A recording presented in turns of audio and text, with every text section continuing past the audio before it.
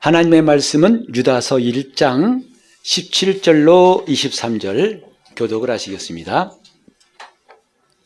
사랑하는 자들아, 너희는 우리 주 예수 그리스도의 사도들의 미리 한 말을 기억하라.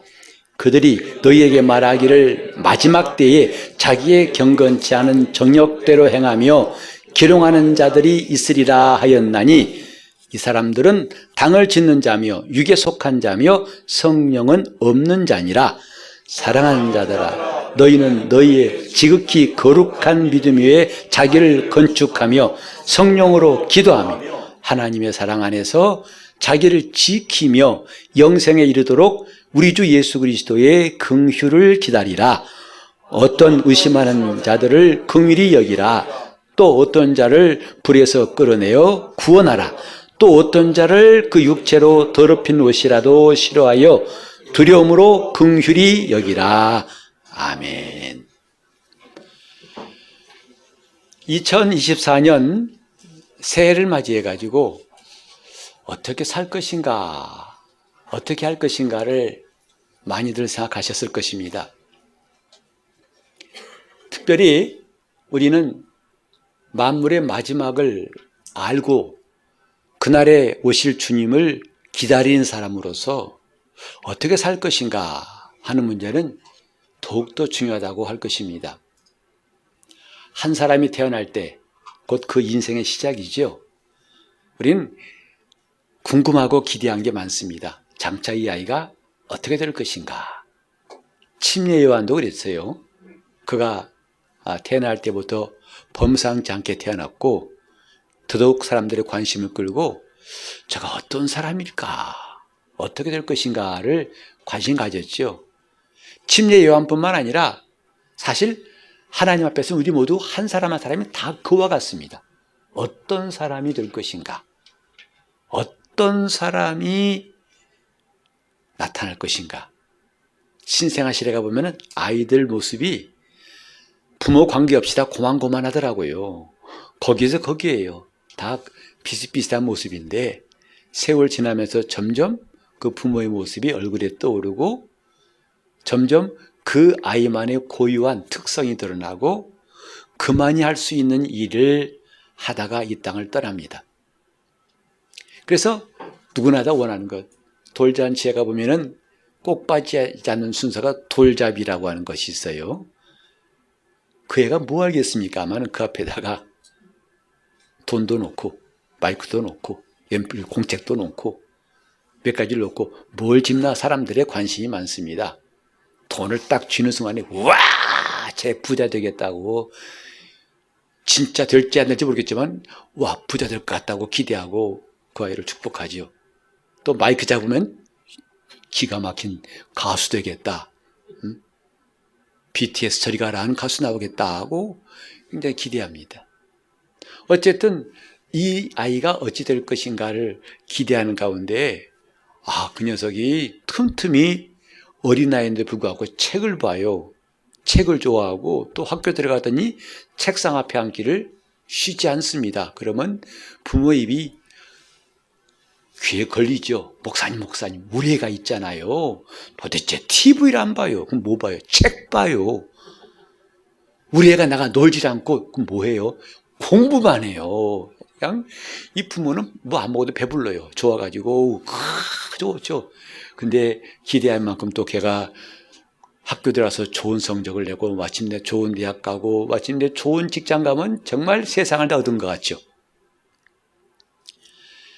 지금 이걸 보고 야, 잘 크는구나, 참 좋은 사람 되겠다고 기대하듯이, 그렇다면 그리스도인들 오늘 우리는 어떻게 하는 것이 잘하는 것일까요? 목사님, 저 사람은요 눈만 뜨면 교회가 기도해요. 잘하는 거죠. 쟤는 교회인지 집인지 분간이 안 돼요. 집에 있는 것보다 교회가 더 오래 있어요. 그러면 그걸 싫어할 사람은 별로 없을 거예요. 얘가 뭔가 되겠구나. 그리고 저 사람은 지금까지 주일날 한 번도 빠진 적이 없고 정말 이 교회에 나와서 꼭 예배 드렸어요. 기가 막히죠. 11조 한 번도 빠진 적이 없어요. 참 예수 잘 믿는구나 라고 우리는 생각할 수 있고, 쟤는요, 목사님 뭐 하라면요, 말 떨어지기 무섭게 가서 불이 나게 가 순종하는데, 아니, 지 의미보다 더 열심히 해요. 정말 나중에 샘날 지경이라고요. 지 부모보다도 목사님 말씀을 더 잘 들어요. 이건 불평 아니면 불평이 속으로는 좋은 거지요.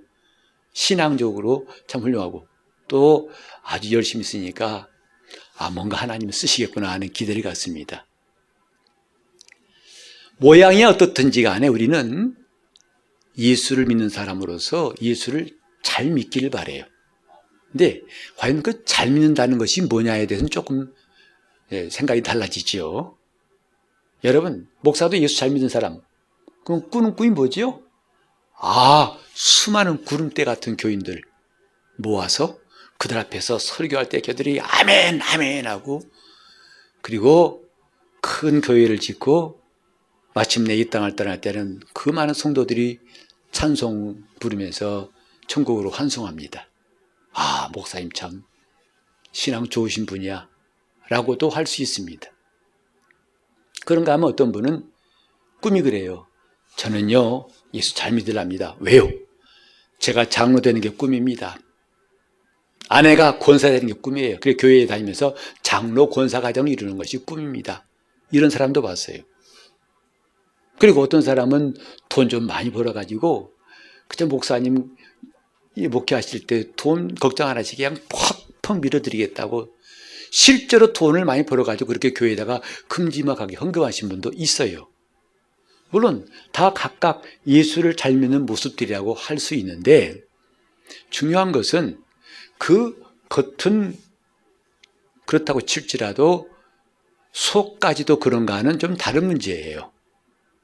왜냐하면 안타깝게도 우리 한국교회도 좀 좋은 교회, 큰 교회는 이렇지만 그가 떠난 다음에 좋은 평을 듣지 못하고 이런저런 말을 듣는 사람이 있다 보면 참 가슴 아프고 목사로서도 참 고통스럽습니다. 큰 교회를 이루는 것만이 주의 뜻인가 라는 생각도 해보는 거죠. 그리고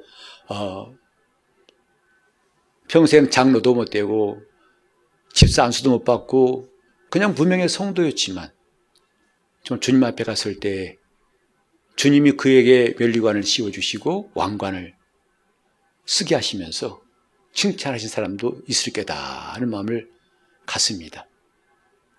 우리는 이렇게 새해가 돼서 어떻게 살 것인가, 특별히 예수를 좀 잘 믿으려면 어떻게 할 것인가, 이런 마음들을 많이 가져보셨을 거예요. 오늘은 그 문제를 조금 생각해 보기로 하죠. 만물의 마지막을 아는 사람으로서 인생의 마지막 정도가 아니라 만물의 마지막, 내가 죽는다고 끝이 아니죠. 어젯밤에 돌아가신 분들 오늘 못 봤지만 다른 사람들이 살고 있어요. 내가 떠난 다음 마찬가지일 거예요. 나만 이 땅이 없지 또 다음 세대가 살고 있을 겁니다. 그래서 우리는 인생의 마지막이 아니라 만물의 마지막까지도 보자는 시야를 지난번에 말씀을 통해 나눴었고, 오늘은 그것을 아는 지혜로운 사람이라면 이제 내가 어떤 사람이 되어야 할 것인가, 구체적으로 어떻게 예수 믿는 사람, 다시 말해서 신앙생활을 어떻게 하면 좋을까 하는 것에 대해서 이 본문은 좋은 답을 주고 있다고 생각합니다. 이제 신앙을 눈으로 본다고 한 것은 여러분 좀 이해하기 어렵죠. 믿음은 눈에 안 보이지요. 사랑도 눈에 안 보입니다. 하나님도 눈에 안 보입니다. 성령님도 눈에 안 보이세요. 그러나 이 모든 게 없다는 사람은 그 사람이 어리석은 사람이지요. 우리는 믿음이 눈에 안 보이지만 놀랍게도 성경에 보면 믿음이 있는 것을 보고 그랬어요. 베드로와 요한이 병자를 일으킬 때 구원받을 믿음이 있는 것을 보고 그랬어요. 아니, 믿음이 보인단 말인가? 믿음 자체는 보이지 않습니다. 그러나 진정한 믿음은 열매가 나오고 행위가 있어요. 여자가 임신할 때 임신은 상상이나 생각이 아니라 처음에는 임신한 것 안 보여도 점점 배가 불러오면서 마침내 10개월이 되면 아이를 낳습니다. 그게 임신한 거예요.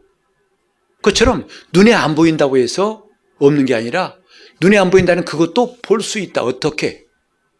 그 야고보는 강조하기를 행함이 있는 믿음을 강조했던 거죠. 믿음은 반드시 행해야 그 믿음이 진실하다.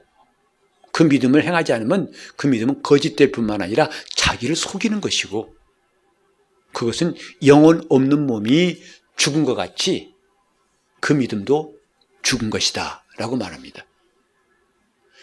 두 번째나 가운데쯤 되는 믿음이 아니라 아예 믿음이 죽었다, 거짓이라고 말해버렸어요. 우리가 볼 땐 좀 너무 단정적이다라고 할지 모르지만 성경은 그렇게 말하고 있습니다. 제가 야고보서에 대해서 여러 가지 책들을 보는 가운데에서 정말 눈에 띈 것이 뭐냐 하면, 믿음을 가지고 있다가 행치 않은 사람은 차라리 믿음이 없는 사람보다도 못하다 하는 말이에요. 놀랍지 않습니까? 차라리 안 믿는 사람이 낫다는 거죠. 바울도 말했어요. 자기 가족을 돌아보지 않은 자는 불신자보다 더 악한 자니라 그랬어요. 우리가 믿는다 하면서도 행하지 않는다면 차라리 불신자가 더 낫다는 거 아니겠어요? 왜 나은지 아십니까? 불신자는요, 어떤 계기가 되면 말씀을 듣고 내가 믿어야겠다고 돌이킬 수 있어요. 돌아올 수 있어요. 그러나 행함이 없는 믿음의 사람은 뭐냐 하면 그걸 깨달을 기회가 없어요. 왜? 자기는 믿는다고 주장하고 있거든. 자기는 괜찮다고 알고 있거든. 그러니까 누가 말해도 다 튕겨버립니다. 그건 됐고, 그건 너난다 할 것이고. 그러니 지금 자기 몸에 중환병이 있는데 그걸 깨닫지 못하고 있으면 결국 그 병 때문에 죽는 것 같이. 의사가 알려줘 주지 않았다고 해서 그 사람이 살아난다? 아닙니다. 죽습니다. 알고 죽거나 모르고 죽거나 죽긴 매일반이죠. 그런데 행함이 없는 믿음이라는 것은 결국은 뭐냐면 자기도 속이고 결국은 그 믿음은 죽은 믿음이다. 어찌 그 믿음이 너를 구원하겠느냐고 성경에 말씀했어요.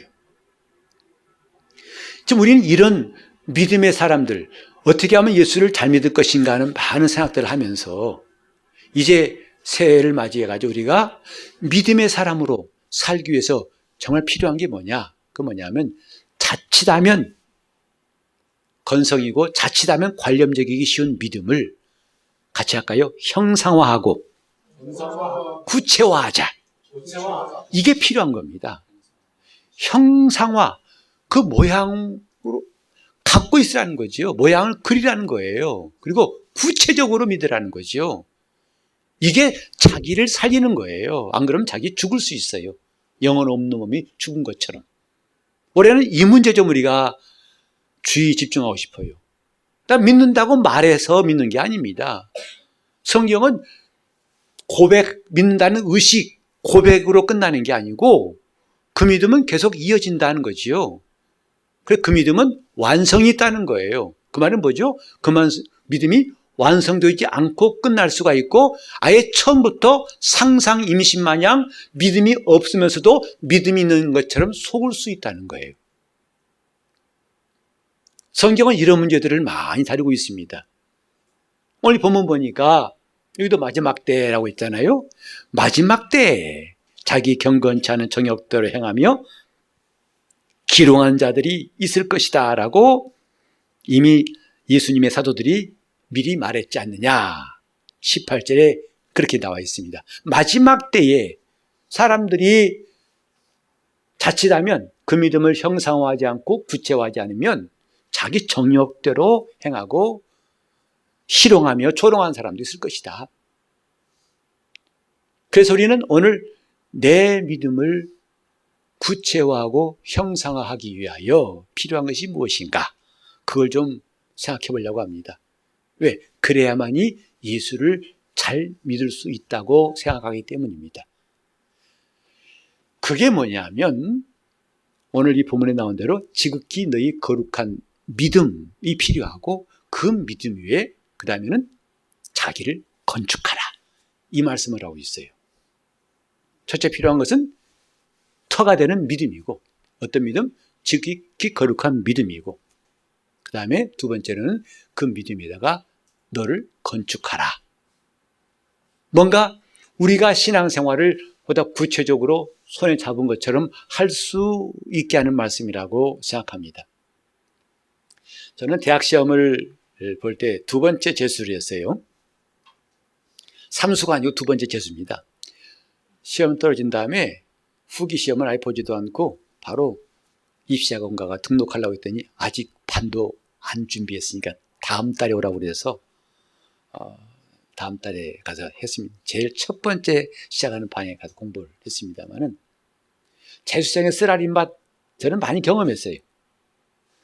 정말 재수생의 그 어둡고 그 버스를 타도 제일 뒷자리 구석에 앉았어요.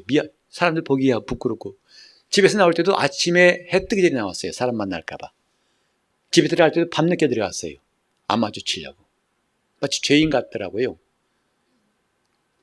그래서 재수라고 시작했는데 그때 저하고는 나이가 같지만은 이제 그때 1년 선배된 대학 1년 선배되는 분이 저한테 학기 시작한 다음에 얼마 안 돼가지고 선물을 줬는데 뭐냐면 학교 배지였어요. 그거 책상에 두고 공부해라 그러더라고.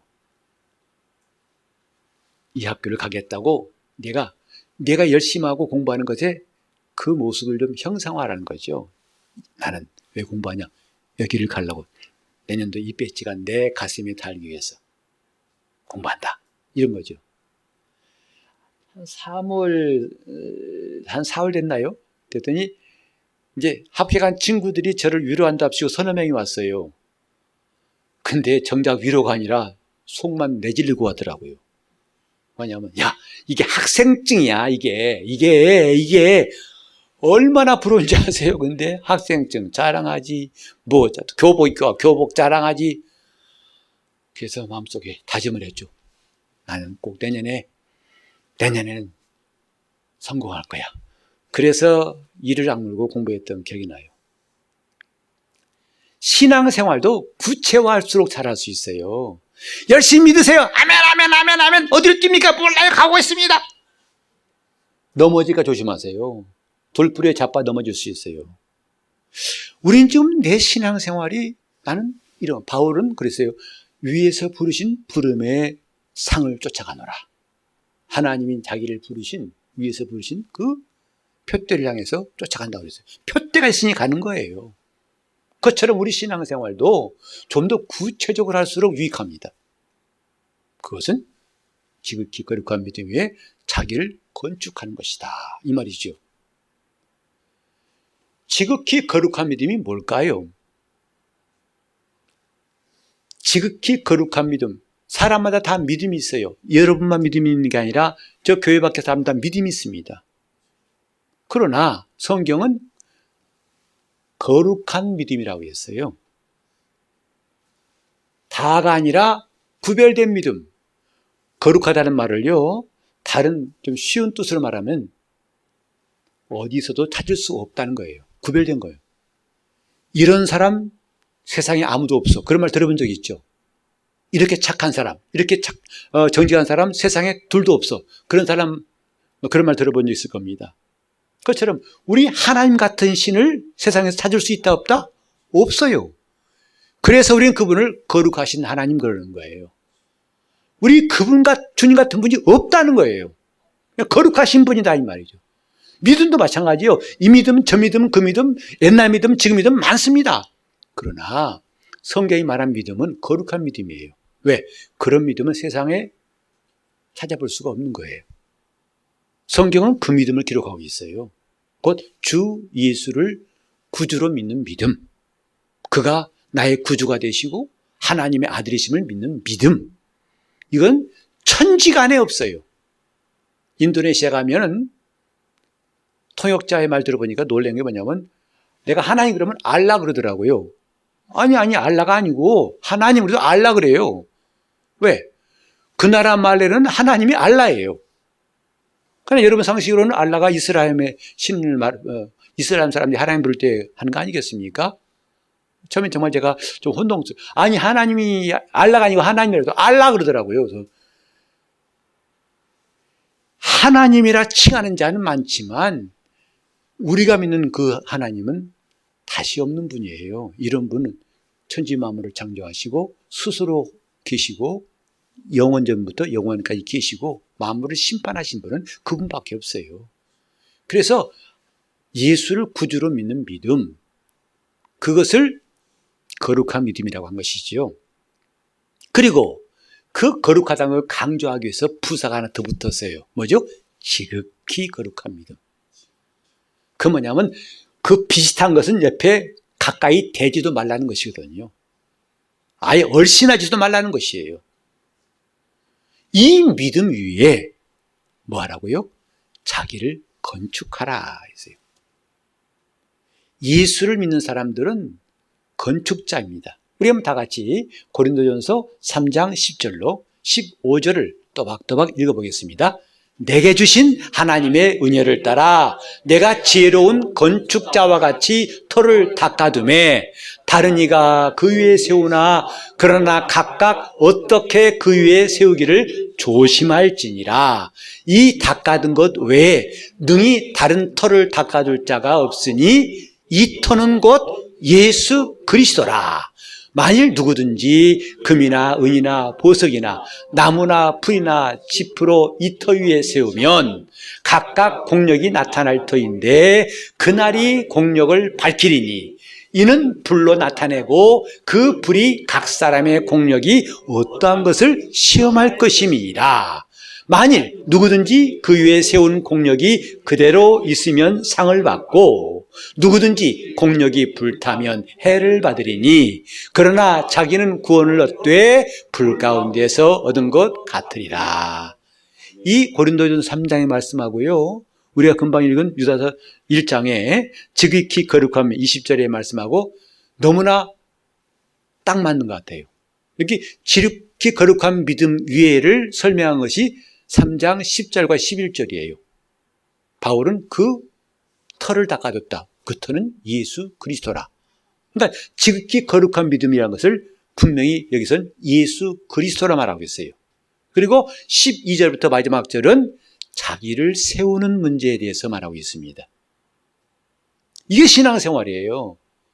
그러니까 우리는 정말 두 가지 중요한 것, 지극히 거룩한 믿음을 얻는 것도 중요하고 두 번째로는 그 믿음을 가지고 자기를 세우는 것도 중요하고.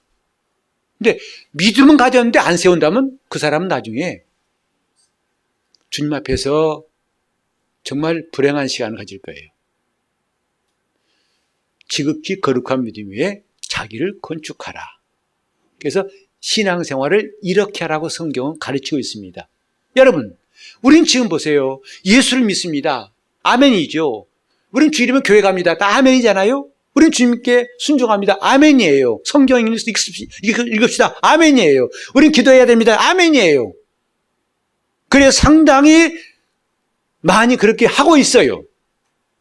그러나 11절부터 12절부터 말씀하는 게 뭐냐면 각각 어떻게 세우기를 조심할지니, 왜?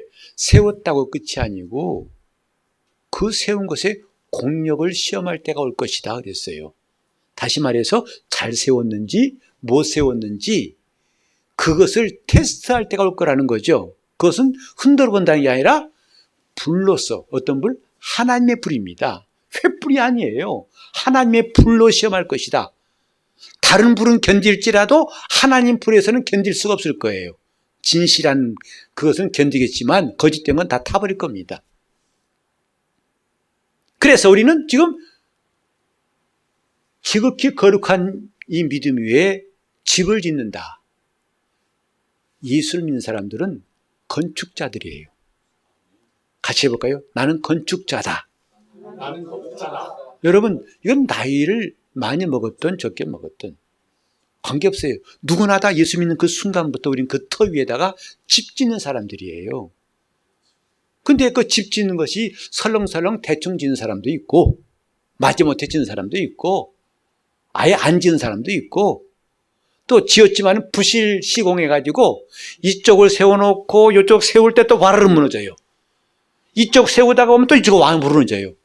맨날 허물어진 거 하다가 끝난 사람도 있고 어떤 사람은 잘 짓고 하다가 무슨 바람 불었는지 포기해서 안 지어요.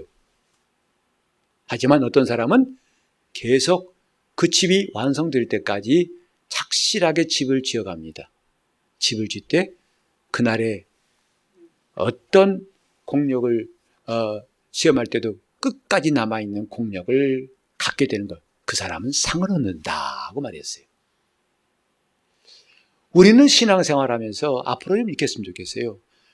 매일매일 주일 오시면서 나는 집을 지으려고 하는 사람, 예배를 드릴 때도 나는 집을 짓는 사람이다. 기도할 때도 나는 집을 짓는 사람이다. 봉사할 때도 나는 집을 짓는 사람이다. 기도할 때도 집을 짓는 시간, 집을 짓는 시간으로 연결된다면 우리는 정말 훌륭한 성도가 될 수 있습니다. 집 짓는 겁니다. 오늘 이 예배도 마찬가지예요. 이 예배도 정말 내가 믿음으로 집 짓는 예배가 된다면 그건 영원히 남아있을 것입니다. 이 시간 하나님이 하시는 놀라운 역사를 우리는 거침없이 물밀듯이 받아들일 수 있을 거예요. 하나님이 지금 누구와 함께 하시는가를 우리는 어렵게 말할 필요 없어요. 이제 지극히 거룩한 믿음 위에 집을 짓는 사람과 함께 하시는 거지요. 그래서 우리 작년에는 기본에 충실하자는 다짐을 가지고 1년 달려왔는데 올해는 게시판에 붙여놓은 것처럼 지극히 거룩한 믿음 위에 자기를 건축합시다 하는 다짐으로 한 해를 가고 싶습니다. 그럼 우리는 한 해 지나고 나서 후회 대신에 우리는 참으로 감사함과 기쁨이 넘칠 거예요. 참 제대로 한 해를 지나왔구나. 내가 헛되이 보내지 않았구나. 참 감사한 일이다 하고 주 앞에 감사할 수가 있을 것입니다. 집 짓는 겁니다. 우리가 지금 보세요. 하나님 앞에서 행하는 일이 없어진다면 우리처럼 황당한 일이 없을 거예요. 왜? 세상도 알아주지 않죠? 그 다음에 하나님 앞에 섰을 때 하나님도 나 모른다 하면 이거 누구한테 가서 보상받고 누구한테가 위로받습니까? 하지만 우리는 담대함이 있잖아요. 세상은 몰라줘도 나중에 주님이 알아주실 때가 있다. 이 성도의 소망이지요. 그러니까 우리 앞서간 수많은 성도들이 목숨을 내놓고 순교할지라도 그들이 의연하게 담대하게 나갔던 것은 비록 내가 목숨을 취한 자에게 뺏겼지만은 내 영혼까지 지옥불에 던진 자 앞에서 나는 담대하고 그분의 인정받고 있다. 그분이 나를 살리실 것이다. 주님 말씀하셨잖아요. 나를 믿는 자는 죽어도 살겠고 살아서 믿는 자는 영원히 죽음을 보지 않을 것을 내가 믿느냐 하셨죠. 그런데 그 말씀을 그대로 아멘할 수 있어야 돼요. 아멘 맞습니다. 주님, 난 누가 죽여도 죽이면 뭐합니까? 살아나면 되지. 총 맞으면 어때요? 살아나면 그 총이 무섭겠어요? 아니 죽음이 나를 끝장내면 두렵겠지만 그것이 끝장낼 수 없는데 왜 두려워하겠냐고요. 아마 그건 죽음 놀이를 할 겁니다. 총 맞는 놀이 할 거예요. 왜? 빵! 빵! 라고. 그건 더 이상 두려운 게 아니라 놀이예요. 게임이 됩니다. 오늘 저와 여러분이 진실로 중요한 게 뭐냐면 하나님이 인정하신다는 거 아니겠어요? 하나님이 갚으신다는 거 아니겠어요? 주님 말씀하셨죠? 누구든지 제자의 이름으로 이 어린아이에게 냉수 한 그릇만 대접하여도 그는 결단코 상을 잃지 않을 것이다. 그거 보면 주님이 없어요. 제자도 어린아이도 그건 주님이 안 계세요. 근데 주님은 그 일에 개입하시겠다는 거예요. 내가 상을 줄 거야. 이 제자의 이름으로 어린아이에게 냉수 한 그릇만 대접해도. 그러니 우리가 주님 앞에서 하는 일이 없어지지 않고 남아있다는 것을 믿게 하실 말씀이잖아요. 영적인 것은 남습니다. 영적 생활은 남습니다. 심지어는 우리가 지은 죄도 남아요. 왜? 죄도 영적인 것이기 때문에. 그래서 그 죄를 이 땅을 떠날 때 빨리 회개하고 하라는 거 아니겠어요? 죄 지었다는 것으로 낙심하지 말고 빨리 이 땅을 떠나기 전에 회개하고 떠나라는 거죠. 그것이 영원한 심판에 너를 끌어가지 않도록 영적인 게 뭐냐? 남는 거예요. 육신은 사라져도 그 남는 게 영적인 거예요. 그래서 우리는 이 다음에 부활할 때에도 이 사라질 몸이 아니라 사라지지 않을 영원한 몸으로 사는 것을 부활이라고 합니다. 영이 부활하는 게 아니고 영은 그대로의 영이에요. 그 다음에 뭐가 뭐냐면 이 썩을 몸이 썩지 않을 몸으로 입는 게 부활이에요. 욕된 몸이 영광스러운 몸으로 사는 게 부활이에요. 그때 그 몸은 영원한 몸이에요. 우리가 지금 하고 있는 것이 정말 주님 앞에 설 때 남아있겠느냐 사라지겠느냐 하는 것은 성도의 큰 관심사입니다. 오늘 드린 예배가 주님 앞에 남아있을 수 있는 예배가 되기 바랍니다. 그분이 기억하신 예배, 오늘 여러분이 기도한 것이 그분 앞에서 지워지지 않고 그분이 꼭 기억하시는 것을 만드는 것이 이게 예수 잘 믿는 거예요. 여러분, 그러기 위해서 우리는 뭐냐 하면 자기를 위해서 믿음의 집을 지어야 한다는 거죠. 그럼 믿음으로 집 짓는 게 뭐냐 참 궁금할 수 있어요. 그것도 목사님이 좀 비유 같고 설명 같아서요. 좋습니다. 우리는 건축자라고 했는데 나는 미쟁이 노릇도 못하고요. 아무것도 못해요. 섭외도 못 해봤어요. 나는 건축 어떻게 하란 말입니까? 라고 하실 분이 있을지 몰라요. 그래서 그걸 조금 더 구체적으로 하자면 주님이 직접 하신 말씀 들어봅시다. 마태복음 7장 24절로 27절까지를 또 함께 읽어보시겠습니다. 그러므로 누구든지 나의 이 말을 듣고 행하는 자는 그 집을 반석 위에 지은 지혜로운 사람 같으리니 비가 내리고 장수가 나고 바람이 불어 그 집에 부딪히되 무너지지 아니하나니 이는 주초를 반석 위에 놓은 연고요. 나의 이 말을 듣고 행치 아니하는 자는 그 집을 모래 위에 지은 어리석은 사람 같으리니 비가 내리고 창수가 나고 바람이 불어 그 집에 부딪힘에 무너져 그 무너짐이 심하니라. 여기에도 집 짓는 자에 대한 것이 나오잖아요. 여러분 알고 보니까 성경은 다 집 짓는 얘기라고 생각됩니다. 노아가 지은 게 뭐죠? 방주였잖아요. 방주를 지었어요. 그죠? 솔로몬은 하나님의 성전을 지었어요.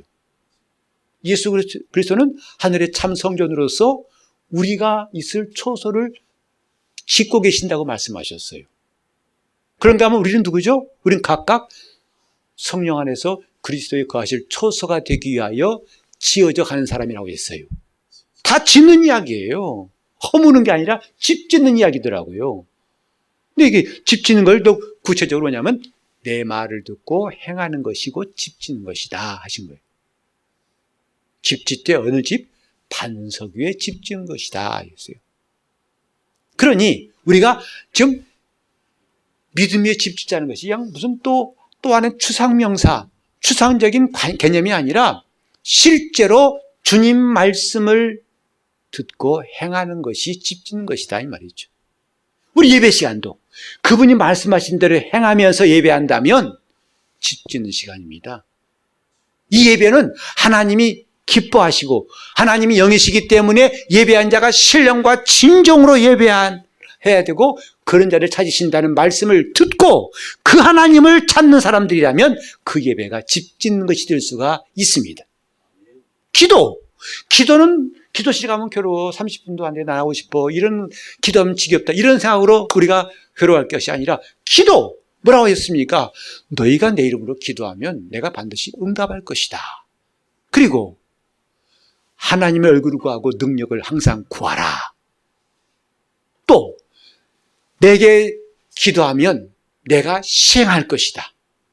또 기도하는 자에게 하나님이 베푸신 놀라운 이적들이 성경에 많이 나와 있잖아요. 여호수아는 그 기도한 다음에 명령해서 해를 멈추고 달을 꼼짝 못하게 했어요.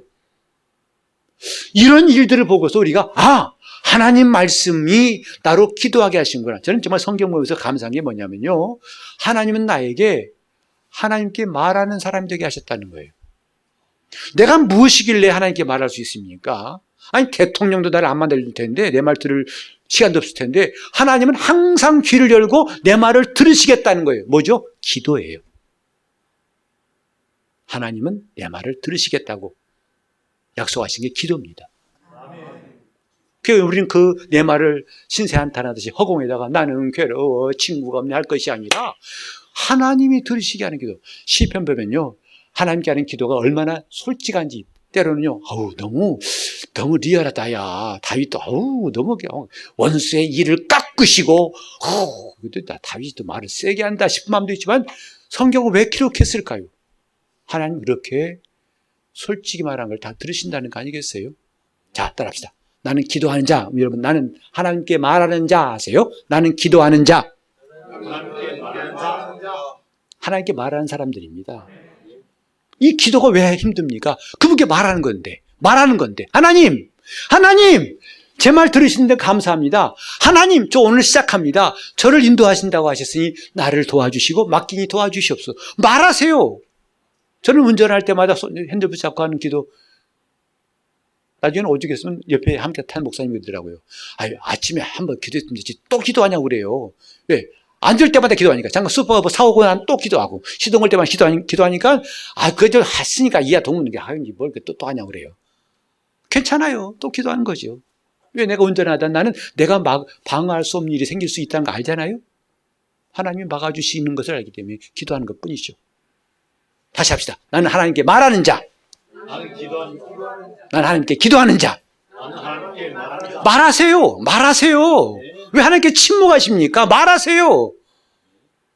우리는 이렇게 하나님이 약속하신 걸 알고 한다면 뭐가 어렵습니까? 근데 자꾸 내 식대로 해석하고 내 방식대로 이해해가지고 스스로 그게 어렵다 싶다. 자성자박이에요. 지가 묶어놓고 지가 자빠져요.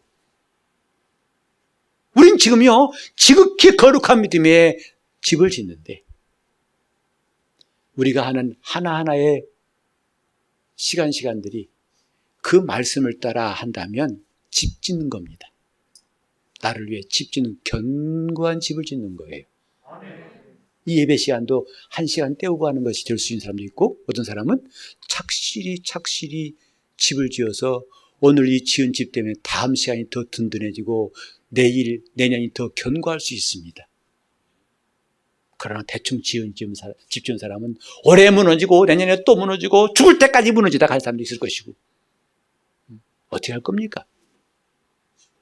결코 우리는 이게 헛된 일이 아닙니다. 다시 합시다. 나는 하나님 앞에서 집 짓는 사람. 같이 합시다.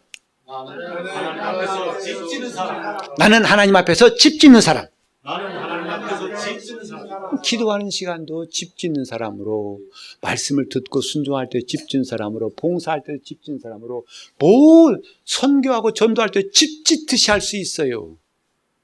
그것은 나중에 영광이고 상급이 있습니다. 그게 우리 신앙생활이에요. 성경은 이런 사람이 되라고 말하고 있습니다. 지극히 거룩한 믿음 위에 자기를 건축하며. 여러분, 그럴 때 혹시 없었나요? 이렇게 믿었는데 갑자기 신앙생활이 회의가 들어요. 나 뭐 했나 싶기도 하고, 뭐가 될 것 같지도 않고, 그냥 괜히 헛일한 거 아니야? 라는 생각을 지금까지 한 번 이상 해보시면 손 들라면 안 들겠죠. 그죠? 있더라도 손이 무거워서 안 드실 겁니다만은, 그런 것이 있었을지라도 이제는 반복하지 맙시다. 헛된 일이 아닙니다. 집을 짓는 사람은 하루하루가 헛된 날이 없어요. 공사의 기간 동안 계획대로 집 짓는 날이기 때문에 하루도 허탕친 날이 없습니다. 우리 신앙생활이 올해는 지극히 거룩한 믿음의 집을 짓기를 예수 이름으로 축원합니다. 집 지읍시다. 남 보고 남 눈치 볼 거 없어요. 남이 안 한다고 나도 쓱 뺄 거 없어요. 그렇든 않든 간에 나는 하나님 앞에서 집 짓는 사람이에요. 더 아름답고 금이나 은이나 보석으로 집 지을 수 있기를 예수 이름으로 축원합니다. 기도하실 때 주님, 내가 올해는 지극히 거룩한 믿음 위에, 곧 예수 그리스도를 구주로 믿는 믿음 위에, 믿음으로 시작했으니 믿음을 완성할 수 있도록, 집 지을 수 있도록 내 마음을 감동하시고 역사해달라고 동성으로 기도하시겠습니다. 하나님 아버지, 예수 그리스도의 터 위에 집 짓는 지혜로운 건축자가 되게 하여 주시옵시고, 지극히 거룩한 믿음 위에 집 짓는 우리 성도들의 하루하루 1년의 삶, 아니 평생이 될 수 있도록 도와주시옵소서. 그래서 믿음이 말씀을 듣고 시작되었으면 지금부터 그 믿음을 완성하기 위해서 부지런히 그 말씀에 순종케 도와 주시옵소서. 죄사함 받을 만한 믿음이 있으면 회개하게 도와주시옵시고, 응답에 대한 믿음이 있으면 기도하게 도와주시옵시고, 보상하신다는 믿음이 있으면 봉사하게 도와주옵시고, 은혜 베푸실 것이라 믿음이 있으면 감사하게 도와주시옵시고, 하나님이 살아계신 분이라 믿는다면 즉각 순종하게 도와주셔서 우리 믿음이 산자의 믿음 되게 하여 주시옵시고, 매일매일이 우리 모든 시간들이 나 영과 혼을 위해서 집 짓는 시간 되게 하여 주옵소서. 예수 이름으로 기도합니다. 아멘.